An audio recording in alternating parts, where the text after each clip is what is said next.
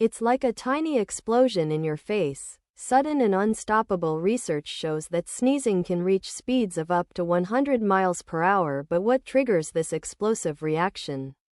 Question mark. It all starts with the nasal passages. When irritants enter the nose, they stimulate the release of histamine, a chemical that makes blood vessels swell as the pressure builds. The nasal passages shut down, and the diaphragm contracts, preparing for the big blast. So, the next time you let out a massive sneeze, remember, it's not just a simple achoo, it's a complex, high-speed biological phenomenon, and that's pretty cool, right?